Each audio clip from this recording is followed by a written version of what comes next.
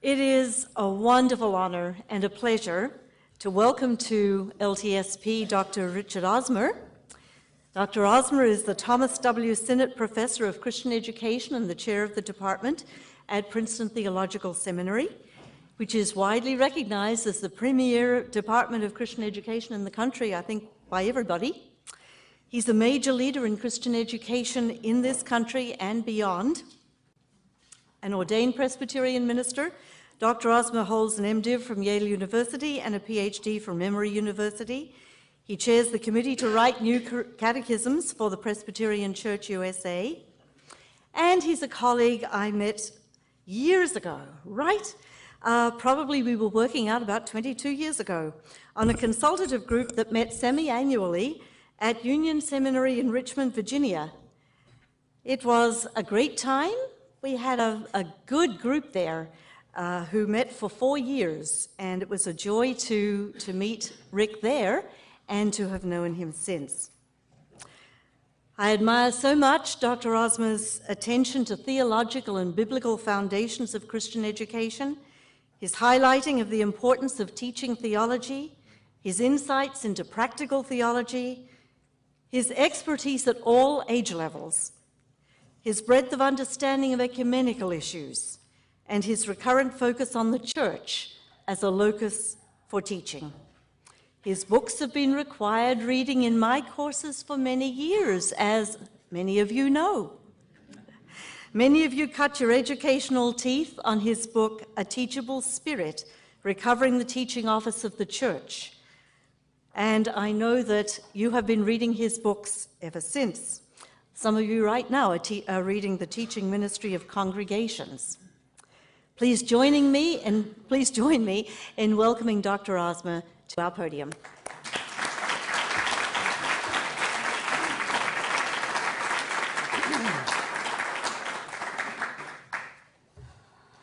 Thank you, Margaret. This is a busy time of year for academics, and as you can imagine, one of the motivating reasons for me to be with you today and to take time out of grading papers and wrapping up my semester is really to pay homage to this woman right here who just introduced me. As Margaret mentioned, we go back at least 22 years, I think, when both of us were younger and were working together on this Lily project in Richmond, Virginia. Margaret herself still has a reputation at Princeton as one of Jim Loder's few graduate students who was able to get something practical out of Loder's writings when she turned it into.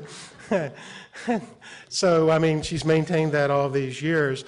And I feel very fortunate to be here to honor her and to have had the privilege of working with two of the graduates of this institution who've been my own PhD students, Jana Strukova and Jessica Cray Duckworth, who is right back there. And will be leading the workshop later today and is in the last stages of finishing what I think is going to be a very important dissertation. So, Margaret, good to be with you.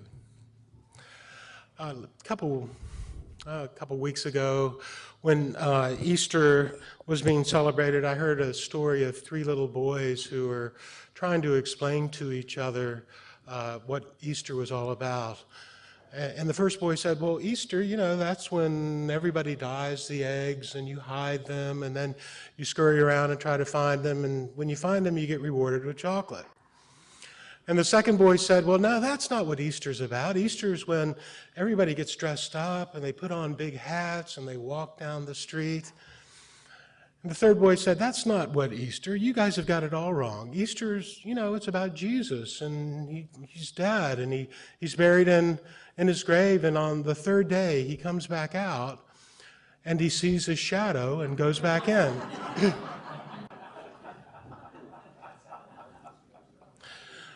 My grandmother, Dorothy Lupke, was a German Lutheran who was raised in St. Louis, Missouri.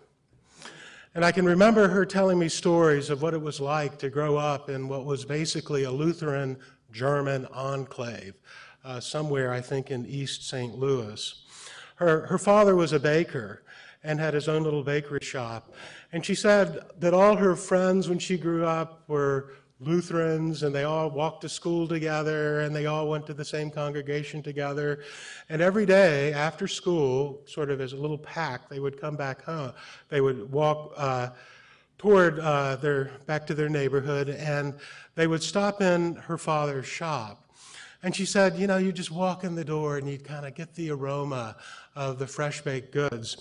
And one of her father's favorite things was to say, come on, Dot. And she would come and sit in his lap, and he'd ask her a question of Luther's small catechism that they were studying for the week. And if she got it right, he'd give her a kiss on the cheek and a hug and give her some special sweet. And if she didn't get it right, then he would say, well, that's okay, sweetheart. You can do better next time. But they wouldn't get the sweet. Now, our context has changed. My grandmother may have grown up learning Luther's small catechism, sitting in her father's lap. But we live in a context when 3 little boys don't know the difference between Easter and Groundhog's Day. Our context is much more secular. We live in an era where we have dual career couples, which means that fewer and fewer people are actually carrying out any Christian education in the home. We live in an era where denominational identity isn't nearly as important as it used to be. In fact, religious switching to a large extent has become the norm for most folks. You may grow up in a Lutheran congregation, but there's no guarantee that you're going to stay in a Lutheran congregation the rest of your life. The Pew Forum on Religion and Public Life has just come out with a new batch of research. I think it just came out within the last 4 or 5 weeks, and you can get it online. It's called the U.S. Religious Landscape Survey. And in that survey, they say, this is, as of 6 weeks ago, 28% of American adults have left the faith in which they were raised in order to join another religion or denomination or no religion at all. 48% of all Protestants now belong to another denomination other than one they were raised in or religion, or have joined the ranks of the unaffiliated, which now stands at 16.1% of the American population. Today I want to reflect on this changed context that we live in light of one line of theological discussion which for purposes of simplicity, I'm simply going to call the missional church discussion. This discussion began with a series of meetings by missionary societies and theologians right at the end of the 19th century, and then had periodic meetings over the course of the 20th century. They were sponsored at one point after the 40s by the World Council of Churches, and they included quite a few of the most famous theologians of the 20th century. This discussion has morphed in recent years and has become quite ecumenical and diverse. It includes Baptists and Lutherans and Presbyterians and people who are part of non-denominational congregations. Some of the Lutherans who are involved in it are people like Doug Hall, Canadian, Pat Kiefert, who's written a number of books that contribute to this, and then Craig Van Gelder as well. I'm going to try to begin by just saying a word or two about what do we mean by a missional church. And what I'm going to say is real simple, given kind of the diversity of things that are said about this today, but I just want to feature 2 particular things that will frame the rest of my discussion. First, missional churches are congregations that are learning to view their context as a mission field and themselves as missionaries. Now, one of the people who helped me think about what's at stake in this is an author named Leslie Newbigin. He's written quite a few things, The Gospel in a Pluralistic Society, The Open Secret. I've written down a couple of his books. I've given you a little brief bibliography at the end of the handout of some of the books that I'm going to be referring to today. Newbigin was a missionary. He grew up in England and then was a missionary in India for about 40 years. And in one of his books, he talks about how difficult it is to sort of go from one context where people have a whole language that's interwoven with Christianity to another context and try to explain the gospel in a language that seems to lack key terms that you just sort of rely on to explain what the gospel means.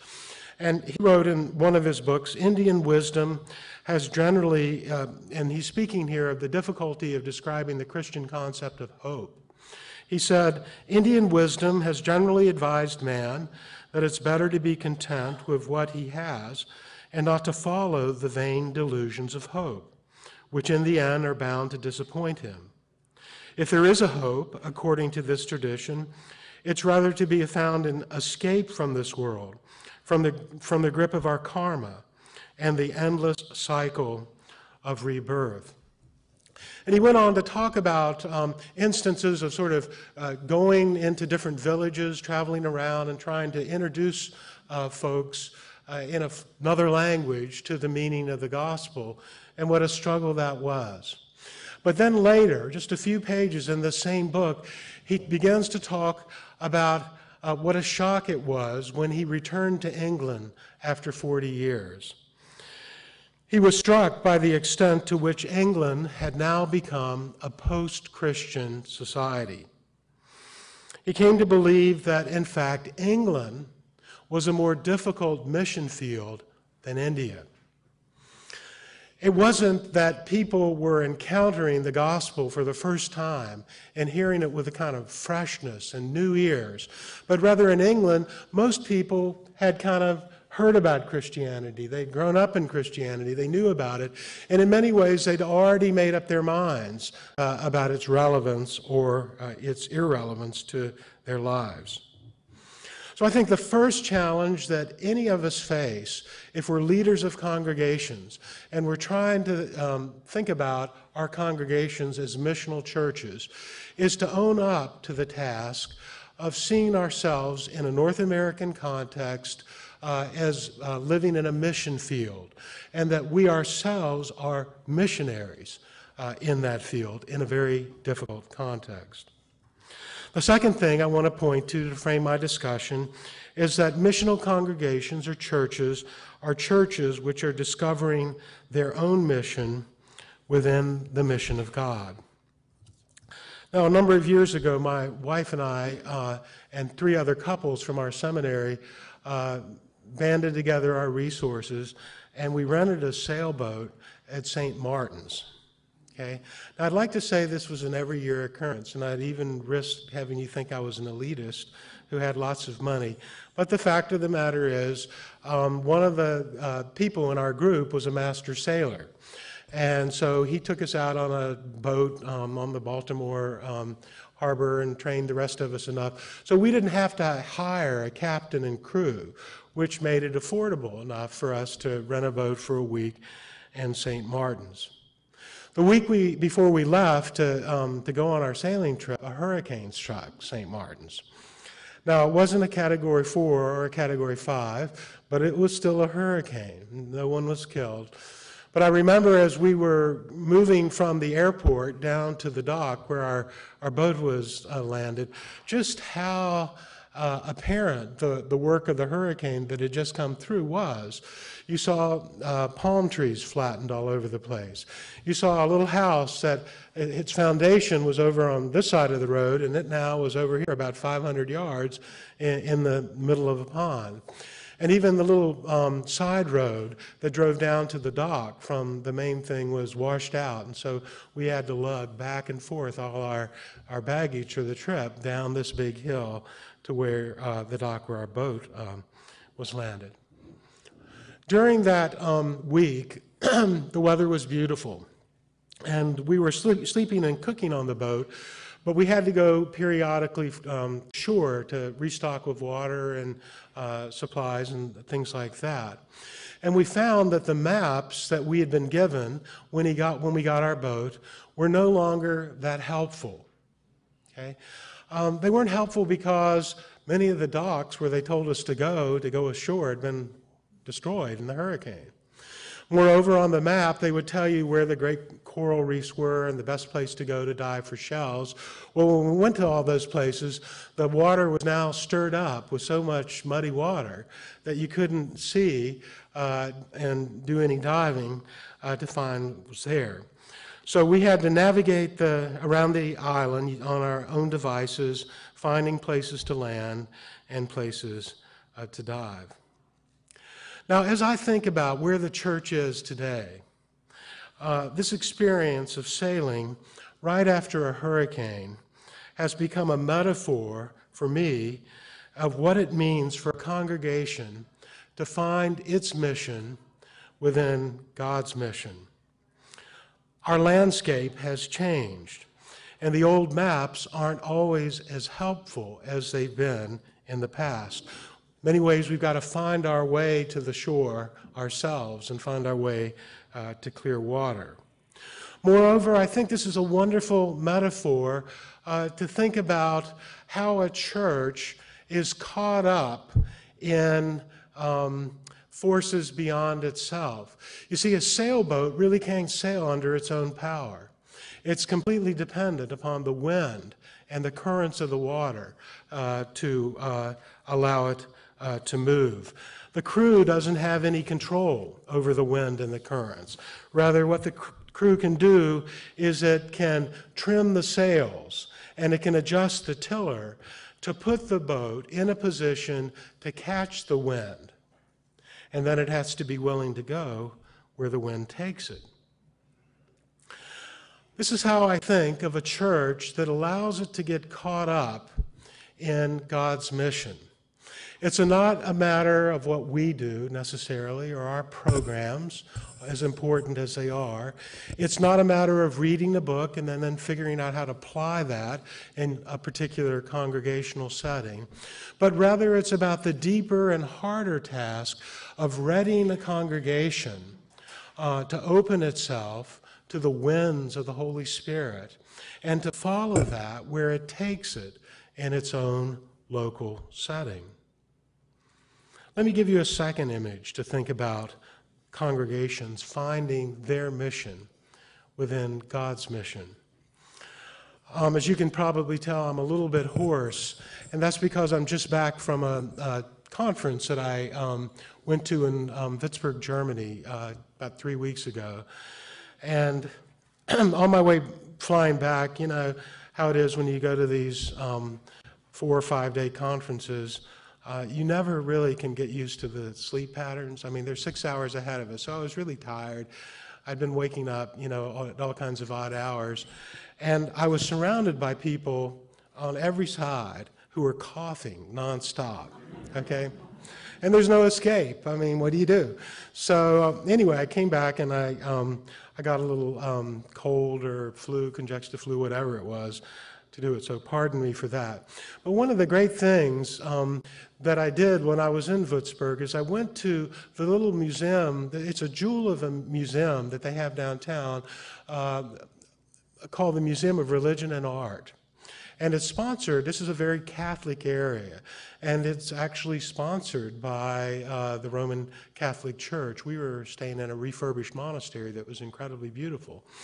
And I found as I went around the museum, I didn't like a lot of the art there. I just thought it was all suffering, suffering, suffering, and Mariology, Mariology, Mariology, which, you know, was fine, but it got a little old about the 5th or 6th room of that I went into. But finally, I went into this one little relatively small room that was a complete installation of art. And it was really interesting. We got there late in the afternoon, so we were the only people in the whole museum. We went into the room, and right in the center, they had this bronze image of Jesus that was surrounded by some kind of multifaceted crystal. And the lights were off in the room, but at different points, there were kind of laser beams that would shine on that, and then it would reflect Jesus' image back, different angles around the room. And they had different paintings and textures and settings. So you were constantly seeing different facets of Jesus located in different settings. I mean, it was a fantastic, I have no idea how the artist pulled it off. It was a combination of artistic creativity and technological wizardry. But I spent a lot of time just sort of allowing myself to be led from image to image of Jesus in different settings. And I've come to believe that that's a really nice image of what it means for missional churches to find their mission within God's mission. Missional churches come up with ministries or missions that are uniquely their own. No one missional church looks like any other. And that's because each congregation has to participate in Christ's mission in their own local context, guided by their own vision, their own particular group of people, their own building and financial resources, their own particular needs of the community that they're a part of. In the missional church discussion, it's never really about a program that everybody follows in a lockstep fashion, but rather it's about each congregation finding its own mission in its own time and place within the mission of God. Now, what I want to do with you in the rest of my time this afternoon is to try to build on this image of missional churches as sort of reflecting the image of Christ in a way that's appropriate to their own particular local context. And I want to think about three parts of Christ's ministry or Christ's mission that I think we will do well to reflect in our own congregational missions. I'm going to divide these up by simply calling them Christ calling together a community of disciples, Christ building up a community of disciples, and Christ sending of a community of disciples. And I've come to believe that it's helpful to think about the educational ministry of the church in relation to each of these areas or facets of the church's life. Now, describe that as I go along. Let's begin by talking about the calling.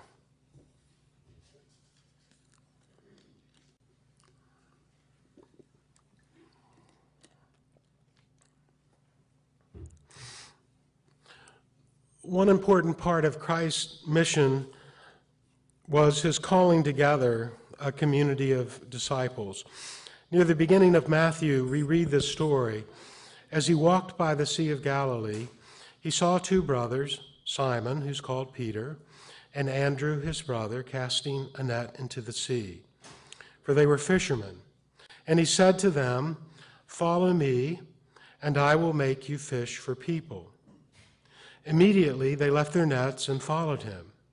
As he went from there, he saw two other brothers, James, son of Zebedee, and his brother John, in the boat with their father Zebedee, mending the nets, and he called them. Now this story, I think, is sort of paradigmatic of the calling of Jesus, the gathering together around him of a community of disciples. Commonly, when we think of congregations as participating in Jesus' mission of calling together a community of disciples, we typically think of this in terms of evangelism or evangelization.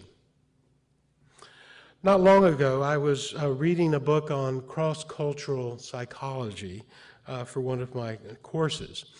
And in the book, the author offered a little text box called Heaven and Hell, a European View.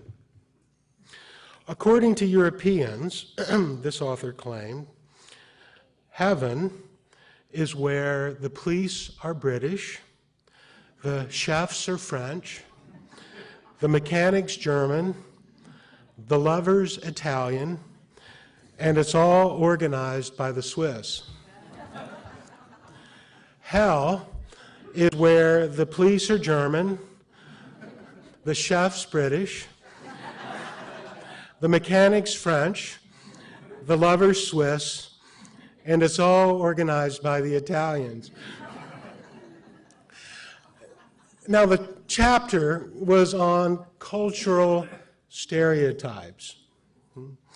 And the author was trying to make a tongue-in-cheek point about the way cultural stereotypes can really narrow our understanding of people. It's funny, I must admit, I used that joke in this presentation that I made at my conference in Europe, and I really wondered if they would get it, but they died laughing. They thought it was a riot. And the problem was we had a lot of Dutch in the group, and they said, "Where are the Dutch?" You know, so the whole rest of the conference, they were sort of making up stereotypes about the Dutch, casting aspersions at one another in a good-hearted kind of way. But the fact is that we all kind of work with certain stereotypes, and many of us have built up certain stereotypes about what evangelism is all about. I mean, many of my stereotypes of that are the experience of people coming and knocking on my door, bothering me just when I'm getting ready to relax or sit down for supper, or maybe during, we've had the experience during college or in other years of people engaging in sort of interpersonal evangelism and stopping you and asking you when you've been saved and if you've been saved, or trying to come with you to a parachurch group that puts a lot of pressure on you. And, you know, so often in that kind of aggressive evangelism, the covert message seems to be convert and become like me, or become like us. So we've all got stereotypes of evangelism, but there is no question that in the missional context that we're in today, American congregations find themselves in an altered landscape. We're in a mission field in which we must learn to do a much better job of sharing the gospel with others. And I actually think Lutherans have a lot to teach the mainline church as to what this is all about. Last Christmas, I was visiting my mother-in-law, who just moved into a retirement community in Asheville, North Carolina. And one of her friends who had just traveled back from Europe right before Christmas gave her this gift of the largest Lindt chocolate bar that I've ever seen. I promise you, it was that big. And she picked it up in the duty-free shop, you know, in the airport right before she got on the plane, and she gave it to her. Now, my mother-in-law is a very serious chocoholic. She absolutely loves chocolate. But later that night, after the Christmas meal had had a chance to settle a little bit, and we could actually think about food again, she pulled out that bar of chocolate, this gift she'd been given that she prized so much, and she began to break off little bits of it and to share it with the family members, the children and the grandchildren who were gathered in her house. You know, that's pretty much how I think about our participation in Christ's calling of disciples. It's a matter of sharing with others the gift of grace that we've received ourselves. It's not aggressive, it's not defensive, but it's a matter of gift giving. It's a matter of sharing the one we know with those about whom we care. Lutherans know all about this. And you remind us of this in your strong affirmation of justification by grace alone, through faith alone. I would encourage you to think about evangelism in that way as a matter of sharing the gift you've already received. Now, there are a lot of ways that we might unpack what that means practically for the educational ministry of missional churches, but I just want to draw attention to one thing in particular. Let me refer you to Pat Kiefert's book, Welcoming the Stranger, because he draws out some of the practical implications of the perspective I've just offered you for thinking about worship and trying to make worship more welcoming of strangers. And let me point you in anticipation to Jessica Craig Duckworth's dissertation, which is going to be a book on the adult catechumenate as a way of welcoming newcomers in the church. Both of those are very helpful ways of thinking about the intersection of evangelism and education in a missional congregation. But let me instead share with you one little incident where I learned this in my own ministry right after I graduated from seminary. Norma Everest and I graduated seminary in the same class at Yale. We're actually classmates. And this is one of the few times we've seen each other since we graduated. We did recognize each other, barely, but actually, we've kind of crossed paths enough times to know that we don't look quite the same that we looked when we were in seminary. But anyway, when my wife was in seminary as well, when we graduated, we began to share ministry together because we had young children in a single congregation in the mountains of western North Carolina. And the incident that I want to talk to you about, one of the people in this church, her name was Peggy Moody. She was from the Moody's, who had deep roots in the part of mountains of North Carolina, and she was this wonderful kind of feisty mountain woman. She sold real estate in Maggie Valley, which was developing a lot, a kind of a tourist area. Had a lot of Florida snowbirds who would come up there every winter, and so she was actually very successful, and she loved to talk and to tell stories. And, she was kind of feisty, and I loved having her on church meetings because, the pot always got stirred when she was in church meeting. But anyway, I received this phone call late one afternoon, and Peggy had had a stroke. And I was shocked because she was only, in her late 40s. So it was very unusual. Went and visited her at the hospital, and I don't know that they really know why all of a sudden she had had a stroke, but she had completely lost her capacity to speak. And one side was paralyzed, pretty much. She lost movement in her arm and leg. And gradually, over a period of many months, she recovered her ability to speak fully, and she learned how to walk again with a cane. And Peggy, as you would imagine, she started off being really pissed off at God about this. Excuse me. She's the kind of person who could give God the finger and feel good about it, And she was doing that, and I was there to hear it. But then she moved into depression, you see, following her anger. And then she moved into joy.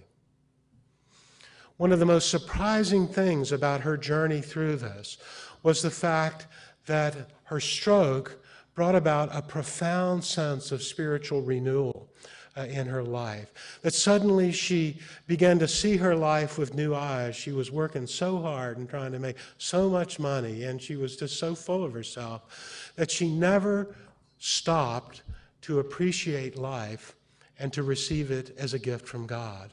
And the stroke gave her the opportunity to do that. I remember one conversation that I had with her, must have been, 12 months after the stroke itself, and she was already back on her feet, walking around, beginning to be feisty. And she said, "Preacher, why don't you ever let us talk about Jesus?" I said, "What do you mean?" And she said, "Talk about what Jesus has meant in our lives." And I said, "Well, we're Presbyterians. This isn't a Baptist church." And I said, in the church, we're supposed to talk about Jesus, not ourselves. And she said, "What did they teach you in seminary anyway?" you know. And so anyway, she said, no, I really think you need to do a better job of letting us talk about how God is involved in our own life and our own experience. And since you're such a chicken, I'll do it myself. So, and I trusted this woman. I mean, I had a lot of respect for her. So anyway, that summer during Vacation Bible School, which typically was done in these little churches, it was done in the evening, so folks would come for potluck supper, and then the kids and the youth would have their different classes. She started, for the first time, a class for adults. And it was something like sharing your spiritual story, or I can't even remember it. It seemed pretty hokey to me how she said it. But in any way, it really worked. She got the adults together, that participated in this, and she said, now the first thing I want you to do tonight is begin to write, look back at your life as if it's a spiritual autobiography. And I want you to write the chapter headings for each part of your life. And you're not going to finish it tonight, but I'm going to give you a chance to start working on it. But you need to have it done by the time you get back here tomorrow night, because we're going to share on the basis of that. Well, you know, the farmers sort of looked at each other, the men anyway, who were in it, and the women thought, yeah, this is great. So anyway, the women got the men to come back the next night. They shared what they had done. And before you know it, by the end of the week, these people who knew each other in so many ways knew each other in a deeper way, because they were able to talk. I didn't know that you had that experience back then. I didn't know that you had this or that. And so at the end of the week, Peggy said, I want each of you to go home, and I want you to share with your kids one time of spiritual significance in your life. And then later, instead of having children's stories, this is the kind of woman she was, she said, you can't tell a children's story anymore. We're just going to share our own stories with our children. They can come up and hear who we are. And so we started doing that. We did that for about a year. And then she said, folks, now I want you guys to start sharing the gift you've received from Christ with people you know who need to hear it. And before long, we had an evangelism program going in this church. And it wasn't a program, that's a misnomer. It wasn't anything formal that I started or instituted, but rather it grew out of this educational experience of simply folks sharing the gift of grace that they'd received in their own spiritual journey, and learning to get over feeling so darn embarrassed talking about it and sharing with others. Now, I wish I could take credit for the growth that took place in the congregation. I guess I could take credit for just sort of getting out of the way. But this woman really brought about 15 new people into the church, simply by encouraging folks to share their stories with their friends and their neighbors and the people that they worked with. That's how I think about the calling and our participation in the calling in a missional church. It invites us to think about the intersection of education and evangelism in a new way. And I don't think that I've said anything theologically that really is antithetical to what you guys believe as Lutherans. And in fact, I think Lutherans, as I said earlier, know a lot about what it is to share the gift of grace that you've received yourself as a free gift with other people. Let's move on and talk about the upbuilding. Jesus not only called disciples, but he also invited them to come and follow him. His core group of disciples traveled with him as he moved from town to town. They walked, they ate, they talked together. He heard them teaching the crowds. They received special instruction in private. He sent them out on little practice mission trips. In all these ways, Jesus was building up a community that would carry on his ministry when he was no longer with them. The gospel stories make it clear that this upbuilding by Jesus in his earthly ministry was not complete. As Jesus moved to his cross, as he in fact was crucified, the disciples had already fallen away, and Peter had denied him. It wasn't until God had raised Jesus from the dead and sent the Spirit on his followers in Jerusalem that Jesus' work with his disciples began to bear fruit. Now, I tell that because I think it's a really important reminder that what's important is God's mission. Christ alone overcame sin and death. And our mission as disciples is simply to participate in the one mission that he's done on our behalf and in our stead.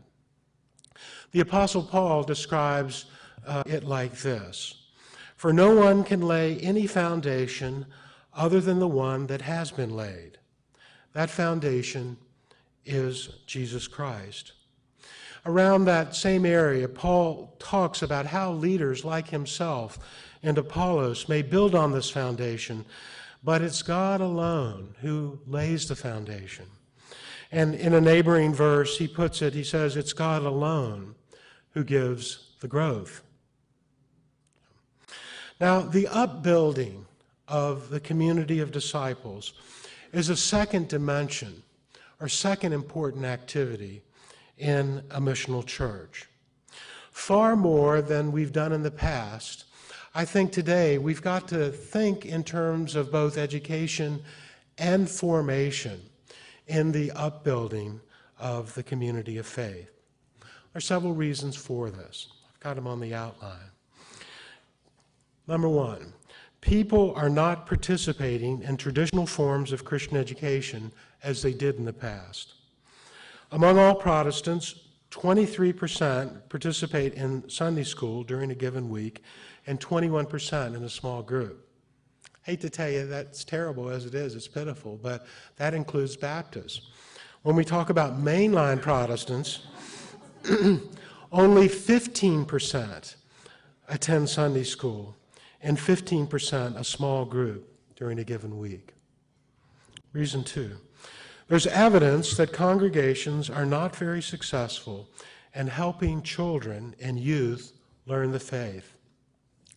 Now, I want to share with you a little bit of probably the gold standard of research on adolescent faith that's taken place in the last, I would say, probably 30, 40, or maybe even 50 years.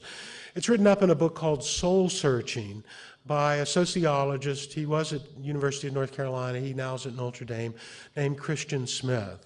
And he, and a group of his students or former students, did survey research on adolescents, and then they carried out over 3,000 interviews. A lot. This is substantial. Smith describes the faith held by most adolescents in the United States today as what he calls moralistic, therapeutic deism. It consists of beliefs like these. Number one, a God exists who created and ordered the world and watches over human life on earth. God wants people to be good, nice, and fair to each other, as taught in the Bible and by most world religions. The central goal of life is to be happy and to feel good about oneself. God does not need to be particularly involved in one's life except when God is needed to resolve a problem. Number five, good people go to heaven when they die. And reflecting on his findings, Smith writes, to the extent that the teens we interviewed did manage to articulate what they understood and believed religiously, it became clear that most religious teenagers either do not comprehend what their own religious traditions say they're supposed to believe, or they do understand it and simply don't care to believe it. Either way, it's apparent that most religiously affiliated U.S. teens are not particularly interested in espousing and upholding the beliefs of their faith traditions, or that their communities of faith are failing in attempts to educate their youth, or both. Damning. Number three, research on emerging adults has discovered that there's relatively little relationship between the religious training that they received throughout childhood and the religious beliefs they hold during their 20s. Now, I have in mind here a book that you may not have heard of. Probably some of you have heard of Chris Smith's book, Soul Searching. It's gotten a lot of press. This is the book that I would strongly recommend. It's a book by Jeffrey Arnett, and it's called Emerging Adulthood. And it focuses on the age group between 18 and 30. We actually do have a fair amount of stuff going on in churches for children and for youth, and we have a lot of stuff for married folks, but we have not much at all for the cohort that he calls emerging adults. And he wants to argue that emerging adulthood is a new stage in the life cycle, that we can't think of these folks anymore as, simply having an extended adolescence. They're not just teenagers anymore. They've left home, they're, earning a living, they're living away by themselves, they're wrestling with more serious issues, and that yet they're not fully adult yet. They're betwixt and between. And emerging adults, according to Arnett, are engaged in intense exploration of their identity, what kind of job they want to be involved in, who they might want to marry. On average, they're marrying much later than their parents. And I had my class, most of the people at Princeton are young, they're in this cohort, they're this stage of the life cycle, and they had them read that. They said that really, really helps us understand who we are and our group. It kind of normalizes our experience, because our parents keep thinking that we're really, not fulfilling some set of expectations, and yet to find out that, our search that's still going on is normal, is really, really helpful. But one of the alarming things that Arnett discovered in this book was, at least during this period, there seems to be almost no relationship between their childhood education and what they believe during this period of time. 60% of the emerging adults in his sample had high exposure to religious training in childhood, and 20% had moderate exposure. So it wasn't that the sample was bad. I mean, these people had been exposed to religion during childhood, but that it didn't seem to have much effect during this period. This is a very different pattern than adolescence, when parents' beliefs and practices still seem to have an impact on adolescent religiosity. Something changes between adolescence and emerging adulthood. If they go to college, they are exposed to more and more influence and ideas outside the family. But perhaps Arnett speculates, most important of all, emerging adults as a group feel, and I quote him here, they have to decide for themselves what they believe about religious questions. For most emerging adults, simply to accept what their parents have taught them about religion and carry on the same religious tradition as their parents would represent a kind of failure, an abdication of their responsibility to think for themselves, to become independent from their parents, and to decide on their own beliefs. Fourth, many people who are returning to church during adulthood need healing even more than they need education, at least initially. Over the past year, I've been carrying out my own body of research on pastors of missional churches. And one of the pastors who I interviewed made the point like this. He said, there's something about the damage done in the fall that's been compounded by life wounds that leaves many people today needing healing and wholeness. For a while, anyway, after they come back to the church, people just want to stay in the womb of the church because they're really wounded. They aren't ready to get out yet and do mission. They need healing. They need somebody to hold their hand for a while. I've been experimenting, he goes on to say, for a long time with my army. My army is not equipped to go out and fight this missional trip. They need medics, not drill sergeants. So we've begun to do a lot of things like divorce recovery and grief recovery and recovery from alcohol and drugs. We've given people a chance to heal before we ask them to serve. Now, all four of those reasons that I've given you make it crystal clear that the context we're in today really challenges us to think beyond the old patterns of Christian education that we've been relying on for so long, the Sunday school and Bible studies and women's circles and on and on. You have your own version of those. But rather, I think increasingly we need to think about the upbuilding of the community of faith in terms of formation and education. Formation takes place when Christ takes shape in the way people relate to one another and practice the Christian way of life in their own community. People learn about forgiveness, not simply hearing about it in the Sunday school, but by receiving forgiveness and forgiving one another. People learn about the healing power of God's grace when they receive concrete support and recovering in their congregation from alcohol abuse or a failed marriage. Formation takes place when the leaders of a congregation reach out across racial lines in search of reconciliation, and they invite others in the congregation to join them in participating in the process. I could go on, but you get the point that I'm making. I think more important today than the programs we offered or the formal teaching and education we offer is the quality of relationships and the kind of community we offer folks as they come back to the church and grow up in the church and try to continue to grow while they're in the church. I think education today is better thought of as teaching people to understand what they're already experiencing. The stories of Scripture tell our story.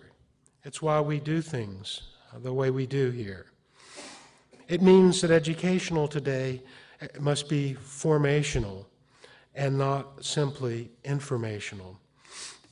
I'd share another quote from my missional pastor's research, but I'm running out of time, and I want to move on to my last point. So we've thought about the calling, in which we're beginning to think about the intersection of education and evangelism, in which we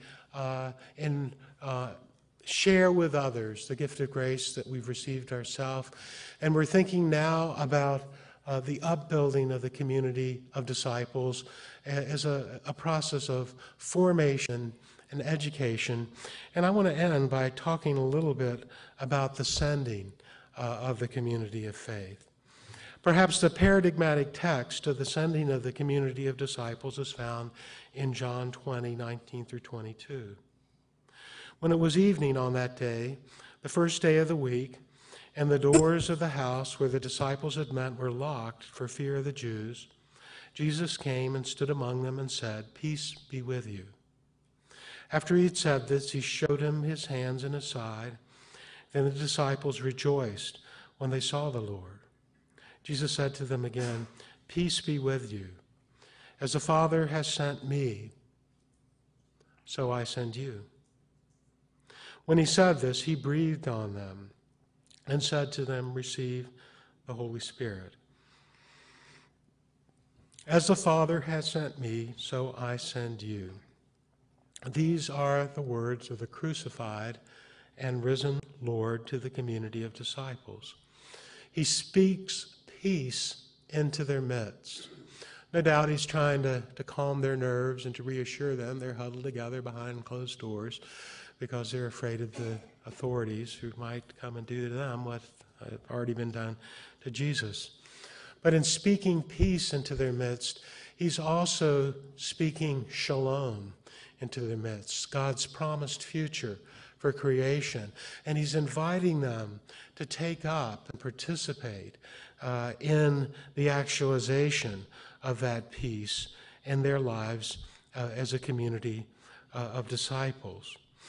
Now there are many, and then he breathes the Spirit on them, empowering them to serve as witnesses to God's peace.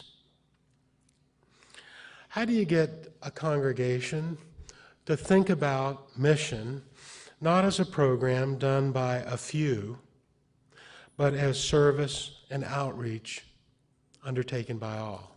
That's the key. A missional church doesn't think of mission as just, those few little outreach activities that the saints of the church do on the church's behalf. But it begins to cultivate what we might call a missional imagination and a missional culture in the community of faith that invites everyone in the congregation to see themselves as in a mission field and called to serve as missionaries. I'm going to draw my presentation short by just sharing you with one of the best examples I've seen of this in some research that I did for one of the books that Margaret mentioned, The Teaching Ministry of Congregations. I studied in that book a church in South Korea and South Africa and the United States, and I was really interested in trying to see if the core tasks of the teaching ministry were similar in different cultural contexts. And I studied a church called the Somong Presbyterian Church in Seoul, Korea. This is one of the mega churches of Korea.